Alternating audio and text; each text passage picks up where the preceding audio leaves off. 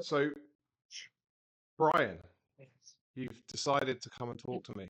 You answered my challenge. Um, Here I am.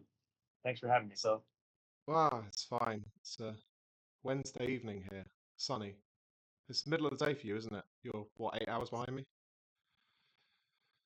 yes, yeah, it's just after lunchtime right now. I'm sitting at my favorite coffee shop. I like that we're doing the audio only version, by the way. Uh, I have to put together a crude background every time I do a video call. This is nice. Uh, yeah, no. We were just talking. I'm a fan of the internet before the internet we have now, and Mm. audio only. Yeah, I don't know how familiar you are with kind of like old school like info marketers and stuff would do all these kind I'm of like on audio like Dan recordings. Kennedy. Yeah, that sort of stuff. Ben Right. Settle, people like that. Yeah, and that kind of low res production values. I Mhm. don't know. Anyway, I just think it's better ultimately because people are listening because they want some information. They don't need a high, very expensive production. But I'm Wow. rambling about You something guys are. irrelevant. I want to know I mean, there's more. so many different skills to learn now. It's like if you want to do marketing well, you have to learn. You have to learn video production, editing, to learn, copywriting, for creation, all that stuff. It's a lot. There is a lot to do, but if you're smart, you can do it. And you do the work, you sit down, you learn, you read, you practice. You're Hmm. not so egotistical that you get upset when it goes wrong and people point out how bad what you've done is. You know, I think that's what stops a lot of people. I think it's a Well, combination of the hard work and ego. Yeah, go on. unfortunately, I'm not yet at the point of success that I have a lot of haters. I think I'll know that I finally made it when I got haters showing up all the time. Oh man, you should see some of the contact form entries I get on my website. It's brilliant. Oh yeah, we're doing Yeah, welcome. I posted one on LinkedIn the other day. There was a guy Really? Yeah. comparing me to Sir Andrew of Tate, and yeah, it was Controversial interesting. figure. Yeah, he is. I see that he's mimicked my style as well with the shaved head and the sunglasses. I Oh, understand why he would want to copy me, but anyway, I want to know more about you that's, because I don't do diet.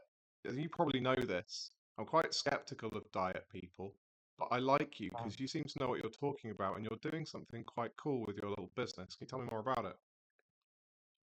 well, yeah. So I'm approaching this whole thing not from the perspective of a nutritionist or a fitness expert, doesn't matter, but I'm approaching it from the perspective of a chef, having worked in restaurants and catering, and now my meal delivery service for.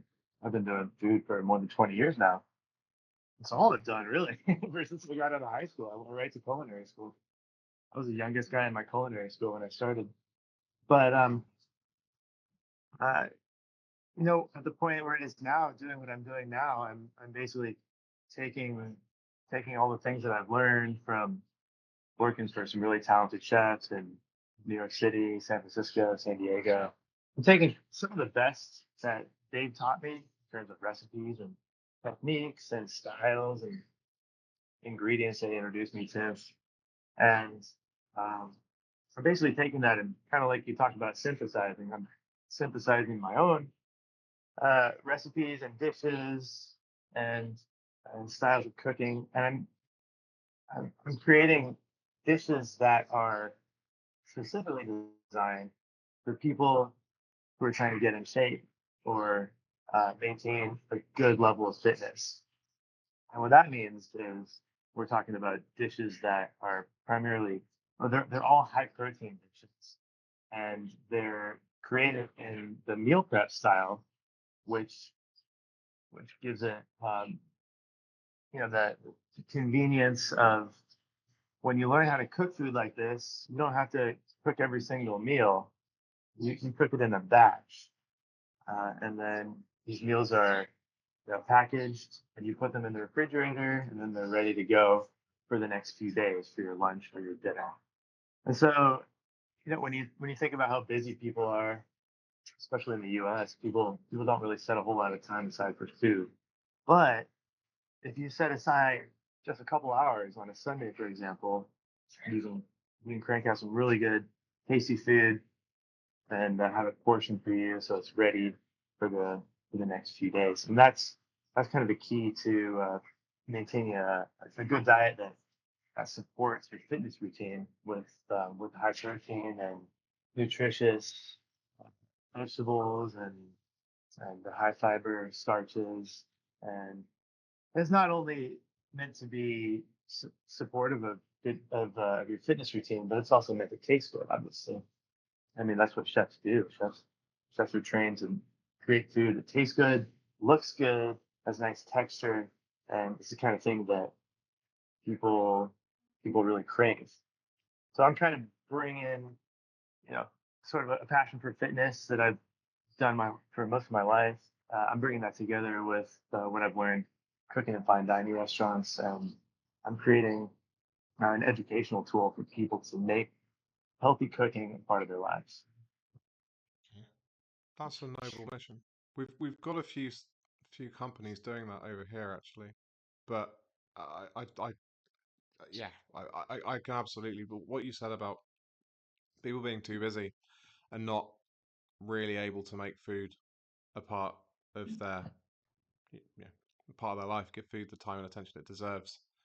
Yeah, that's a real stumbling block for people with fitness routines and things. But you mentioned that you don't come at it like a nutritionist. Can I ask why that Sure. is? What do you think about the nutrition industry, for example? Well, that's a bit of a big question, isn't it? But Yeah, I think instinctively we all kind of have a good idea of the foods that we should be eating. yeah, You I'm mentioned I'm that big on that. in your podcast yesterday. Yeah. You know, this is not forbidden knowledge. It's good for you. The protein, lean meats are good for you. Um, Junk food is bad for you. I'm not revealing any secrets here. So I mean, if we can just kind of tune in to that aspect that we already really know, then we know the direction we're supposed to get pointed in. But it's just so hard for most people to make these healthy foods taste good, to make them appealing in a way that they're actually going to want to keep eating and not fall off the wagon, go back to eating comfort foods. Yeah. Do you And find, because I find, do you find this is where things get a little bit controversial? And I know I've spoken to Americans before, and I know you guys are nothing if not polite. So feel free to tell me if I'm overstepping here. But they always smile at our photos, even when we're still terrible. Always smile. yeah, do you find that nutritionists, because as you know, I call them diet grifters. Do you find Diet they drifters. perhaps overcomplicate things for their own commercial gain? And actually, that kind of causes and feeds into. I don't know if you've read some of my stuff where I talk about the cycle of, you know, feeling the impetus to go and train, get into shape, do really well for a short period of time. Something then happens, some complicating factor or factors come into play that cause you to fall off the wagon, lose all your results, get fat again, lose all your muscle, Mhm. and then obviously the cycle repeats anew once you hit a point where you're like, no, I need to do something about this. So I don't know what you think of that. Do you find it feeds into that at all?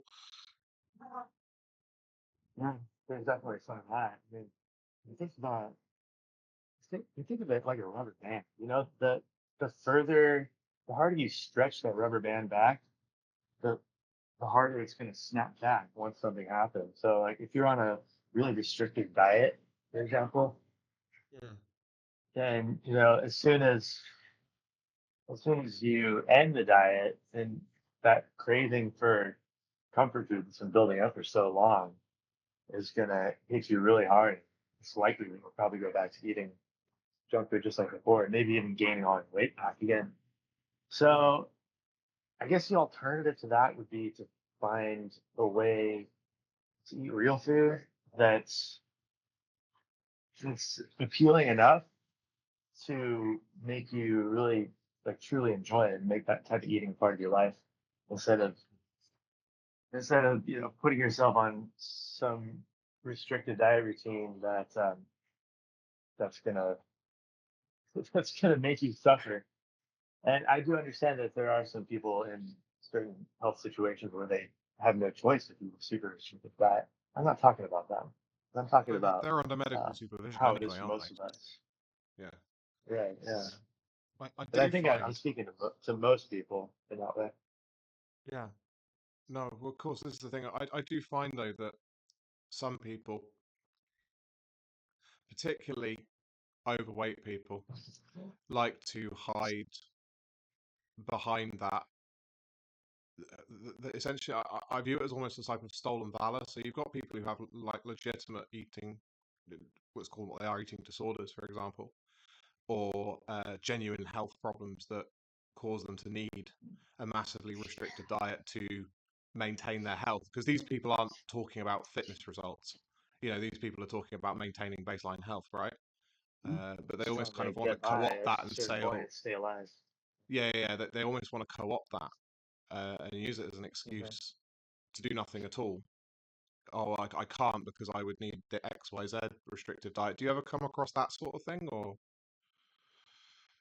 Yeah, there's sometimes when well, for example, my other business, the meal delivery service that I cook for people here in San Diego, and I've had to turn away a lot of people just because they're asking me to cook things that are too restrictive, and it's just not part of the service that I offer. So, like if What do you somebody, think prompts that?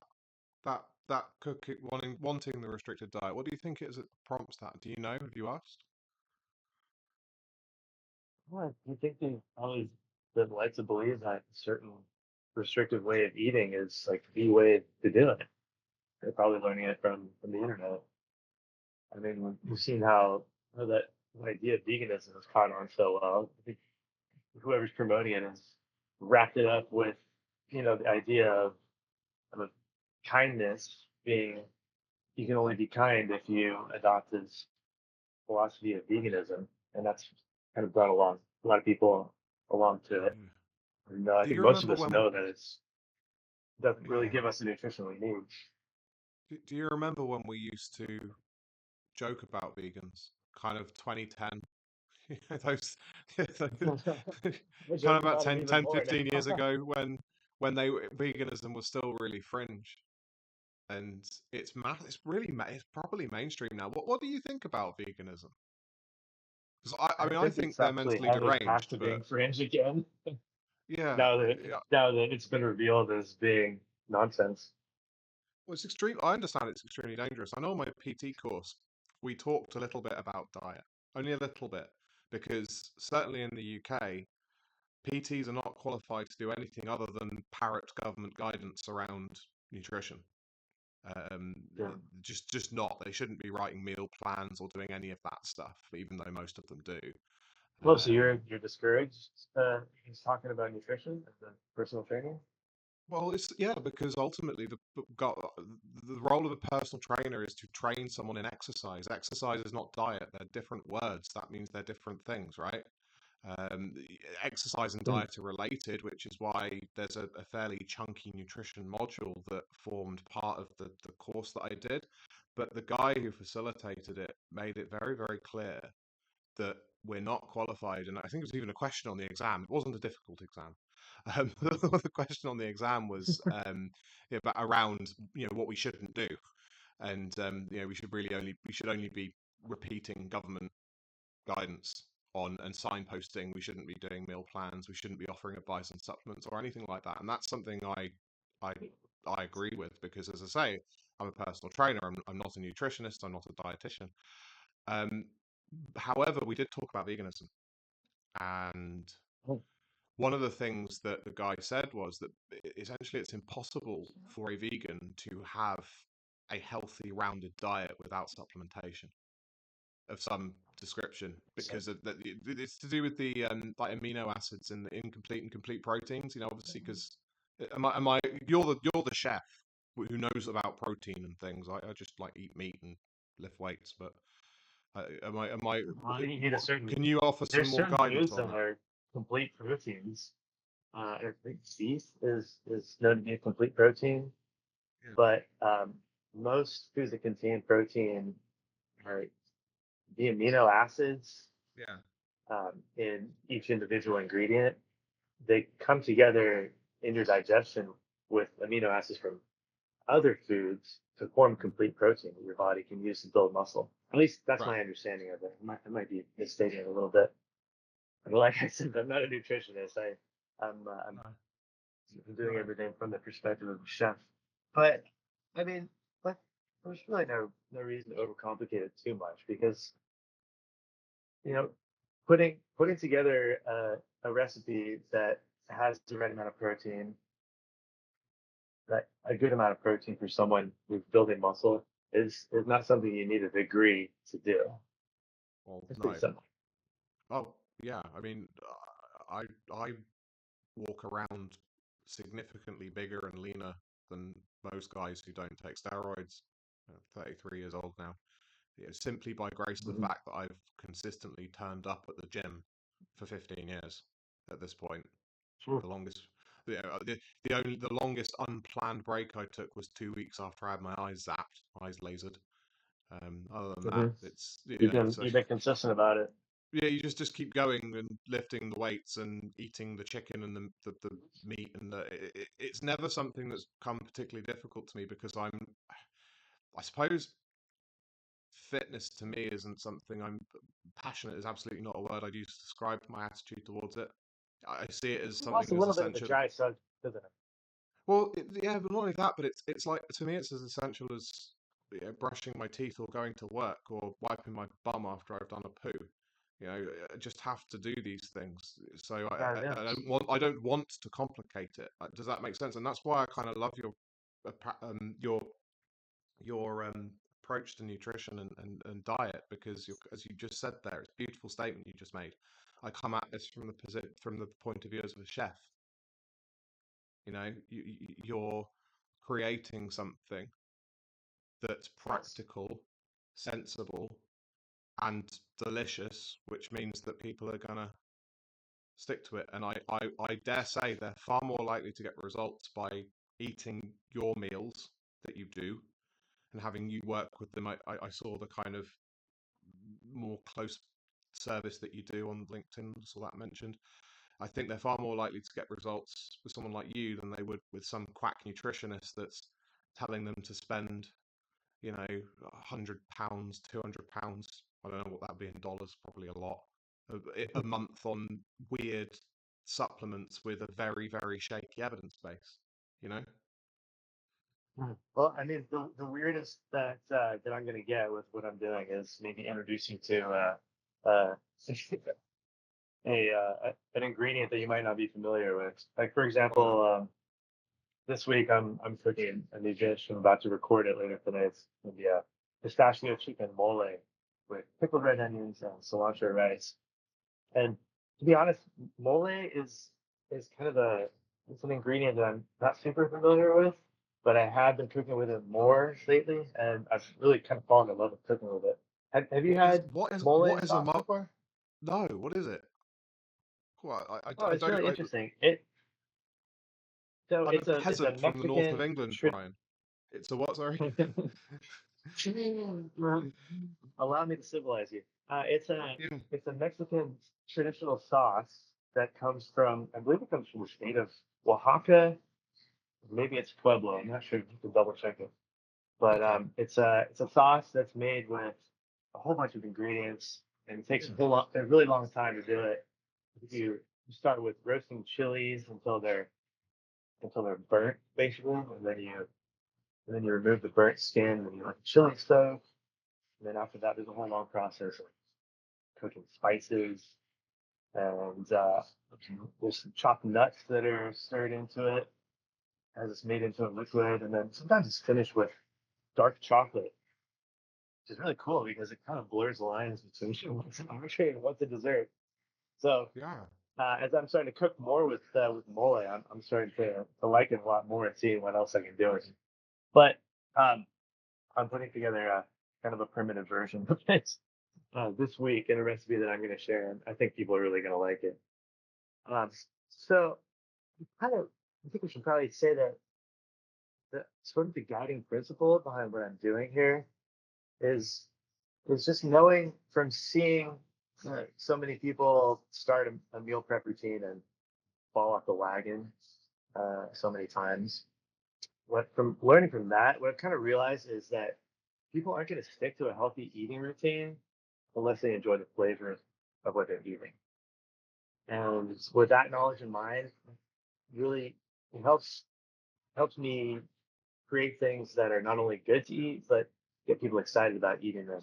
And once you're excited about doing it, you can make it a part of your life. So that's Okay. kind of what's guiding me here. Right. Well, that's really important. So, what advice would you give to all of the 7 people who are going to listen to this about making their Mm. meals more Oh tasty? God, What what let's could what hey, let's could hang on? promote the hell Here's out a of better it. Get to question. double digits here. I've got a better question for you. What could you do to help me, a peasant who lives in the north of England, with literally grass coming out of the road that is in front of my house? It's that Oh, bad. charming. Yeah. Honestly, we are the third. We are the third world. We really are. Well, I live in a Basically, concrete we're jungle here down from San Diego. That sounds nice where you live. like UK is basically London with some. I was reading the other day that the living standards of the UK outside of London are some of the lowest in Europe. Lower than places like Poland and some of the Balkan states.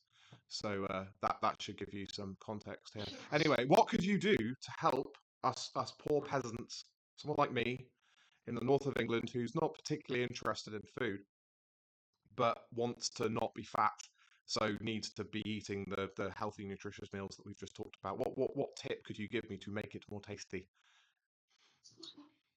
Well, after listening to your podcast yesterday, I like how you broke down your ideas of fitness into three main steps. Like, uh, first, fix the quality of food you eat.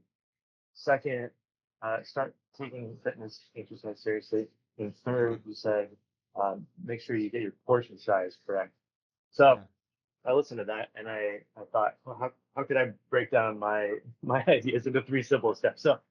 So here's how I would look at it. If you're brand new to meal prepping, you haven't done it before, and you need a framework to get started, there's three steps.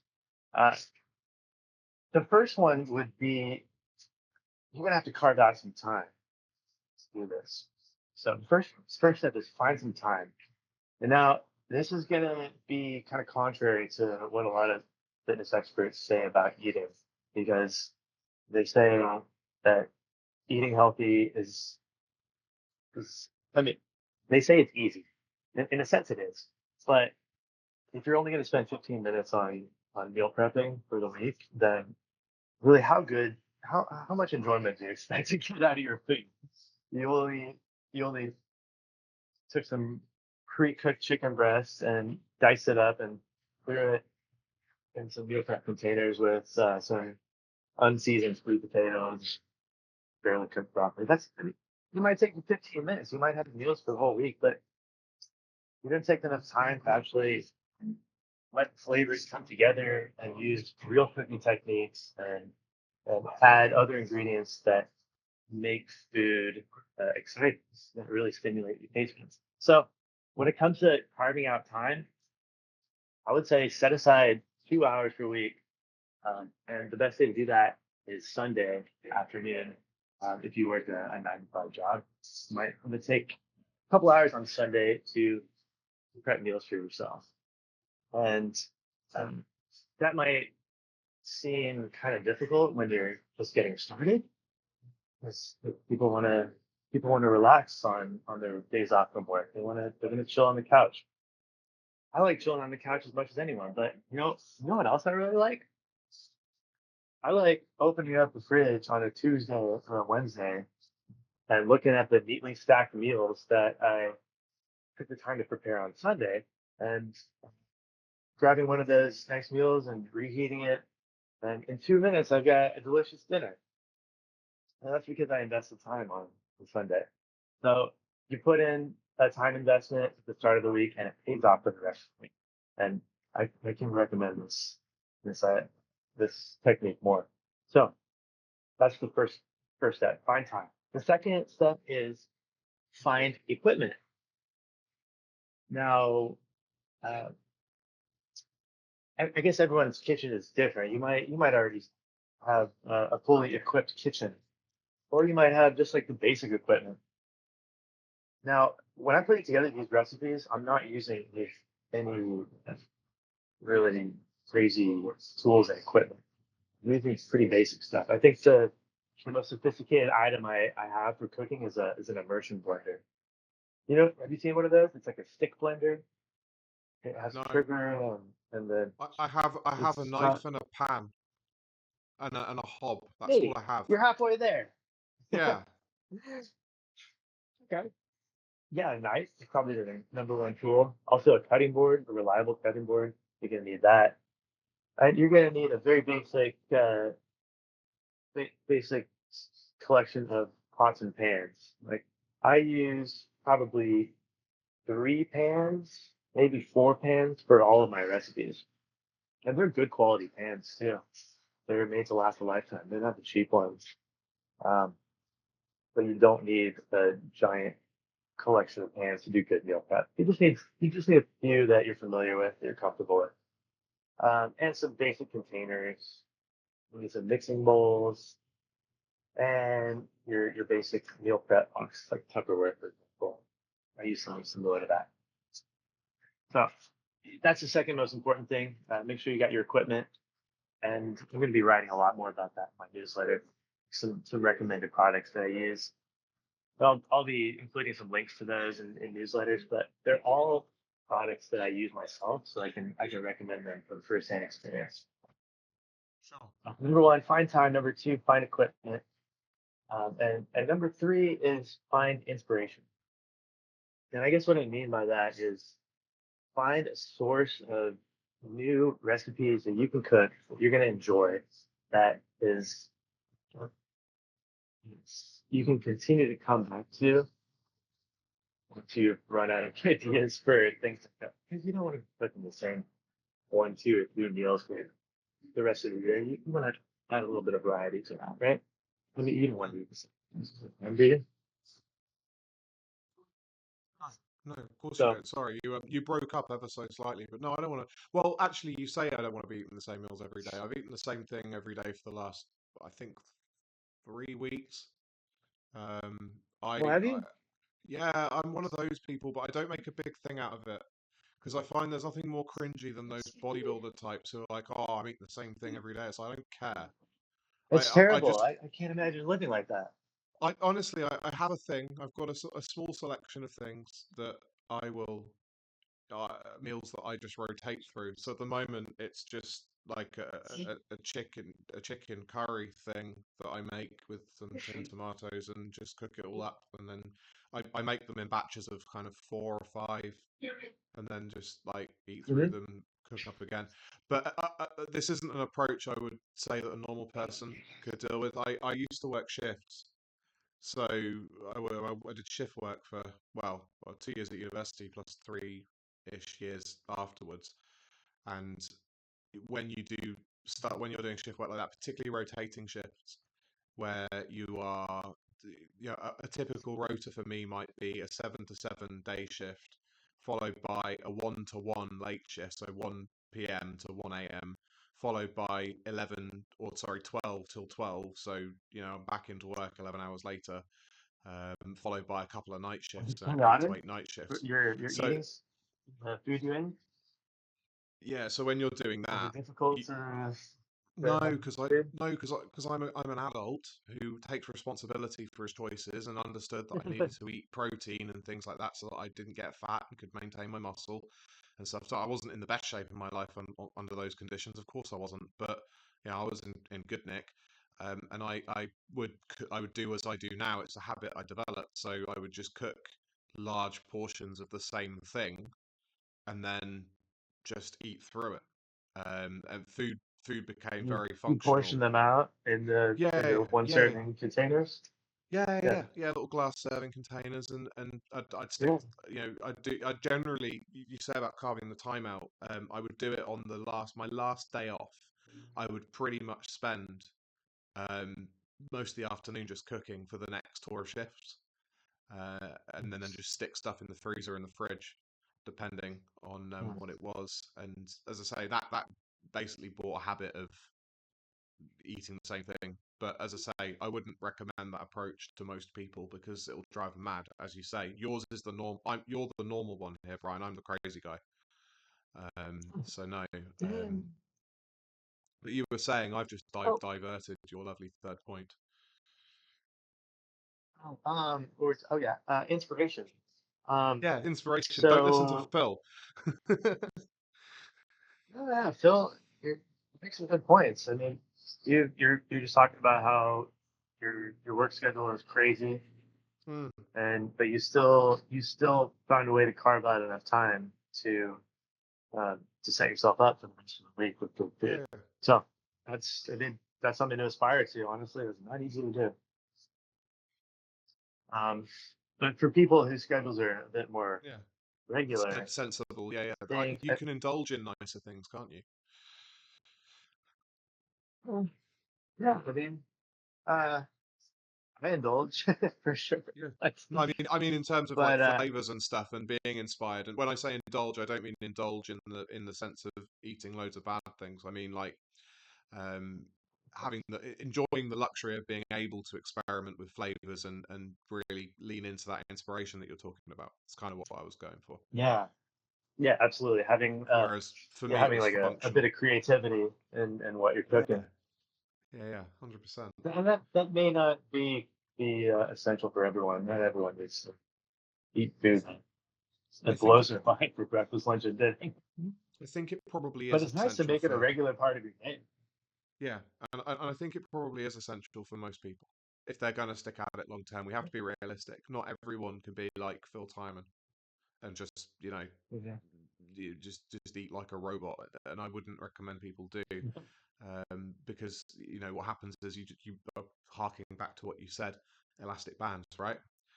That is, Mhm. you could argue that for most people, if they were to try and do what I did, that elastic band, or what I do rather, that elastic band is going to get pulled so tight and it's going to ping, and then Mm.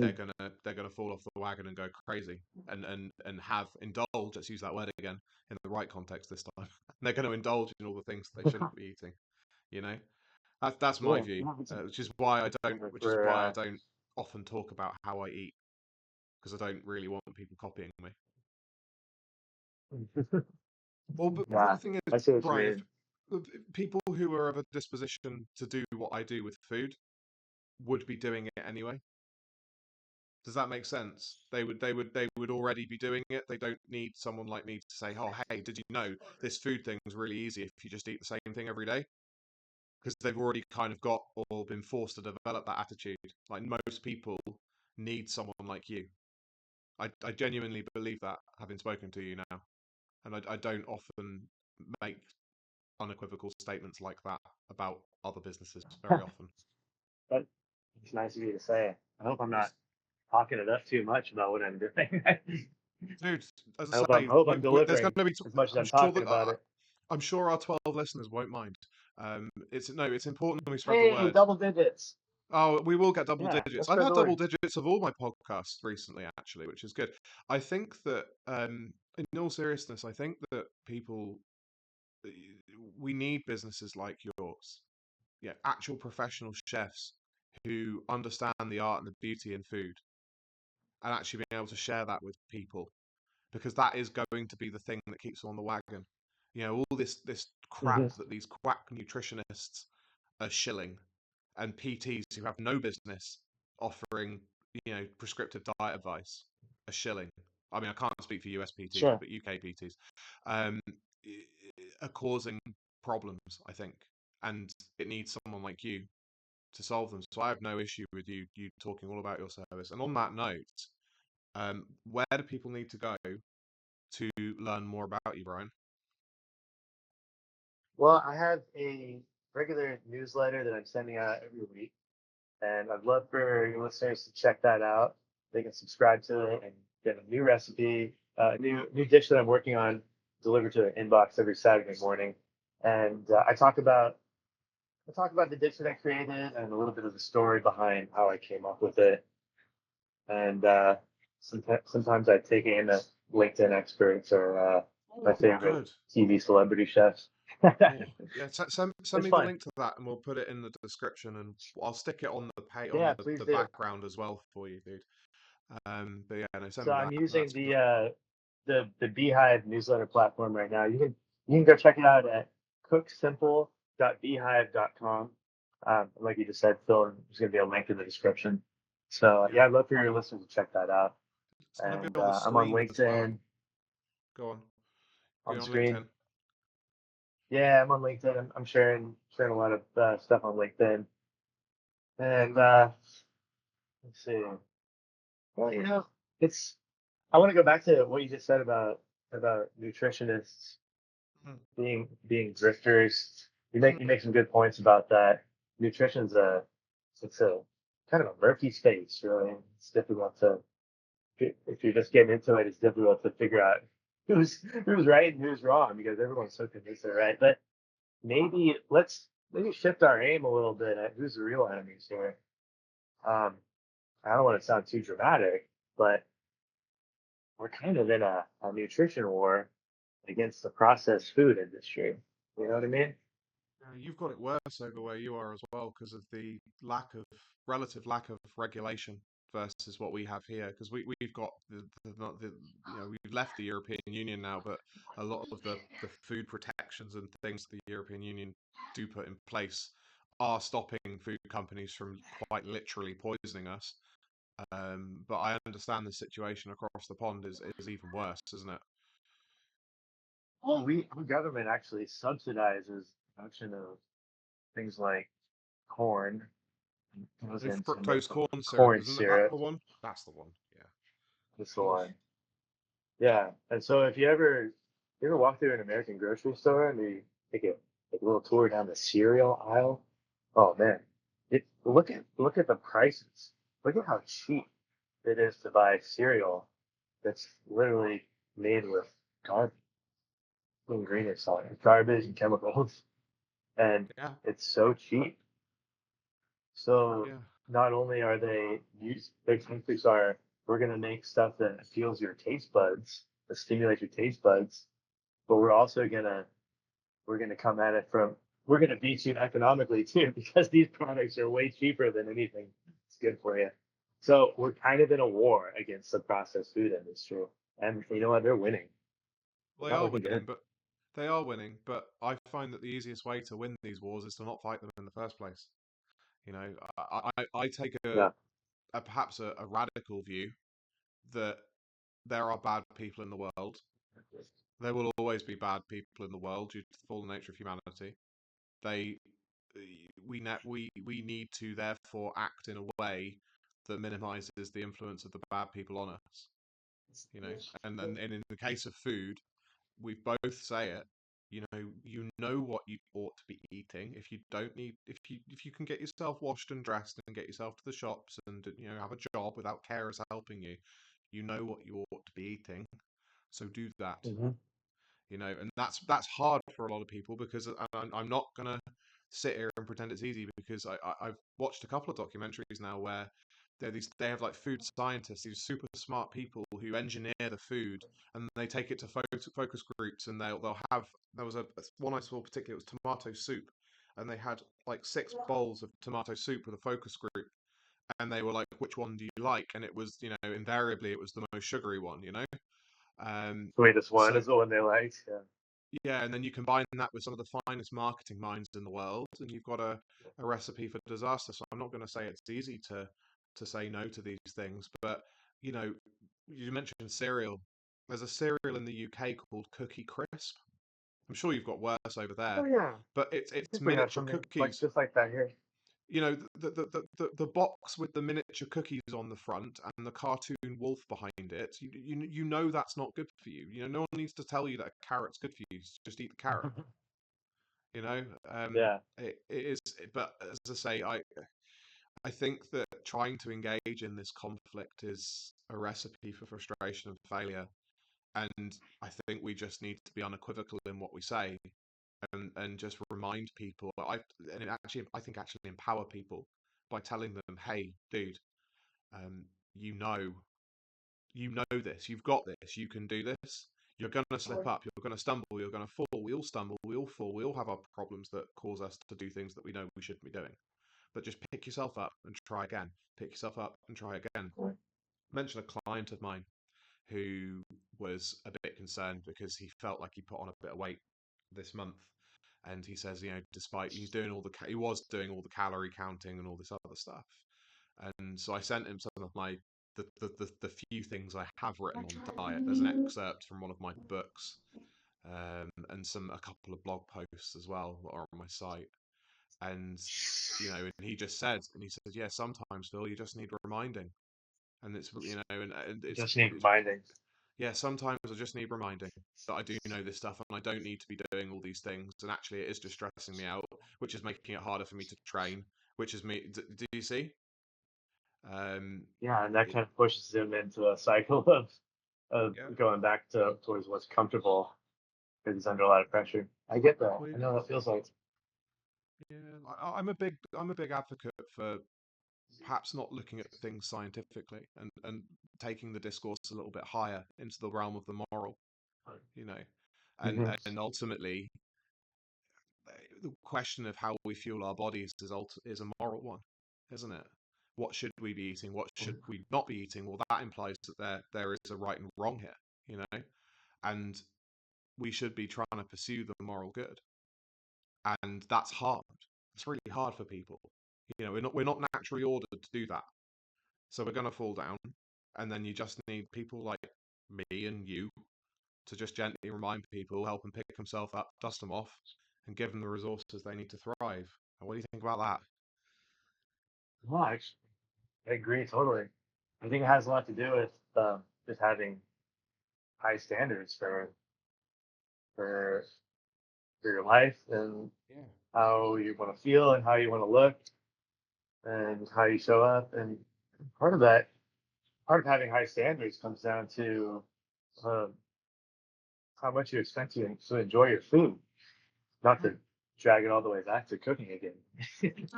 For No, me, drag it back to part cooking. of living, You're here to but sell part of things, living an Bryan. enjoyable, high quality life is enjoying the things you eat. If you eat 3 times a day, Everything then you do, you you gotta. should go on. Sorry, I just jumped in. I got excited. Well, I'm kind of lucky. I get to talk about a subject that is exciting. It's something I haven't really gotten bored of yet. I think, to be honest, I've only scratched the surface as far as the things the subjects I can dig up when it comes to talking about cooking. But I think the real challenge is tying it into tying it into fitness and making it relevant and not just going off on the angles of entertainment, right? But sticking to the subject that I'm committed to talk about. So I think going forward, there's gonna be a lot of fun subjects, and I'm looking forward to hearing feedback from what people think about it and how they're integrating this type of high protein cooking into their life. So far, I've gotten some pretty good reviews about it, and I'm excited about it. I'm excited to keep sharing it with people on LinkedIn, and I guess we're on YouTube. So let's share it with YouTube.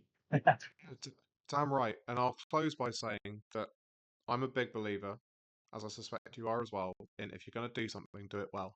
So I know I mentioned I eat the same Do it thing every well. day. I eat the same thing every day, but I'm not haphazard or lackadaisical in my approach to the cooking.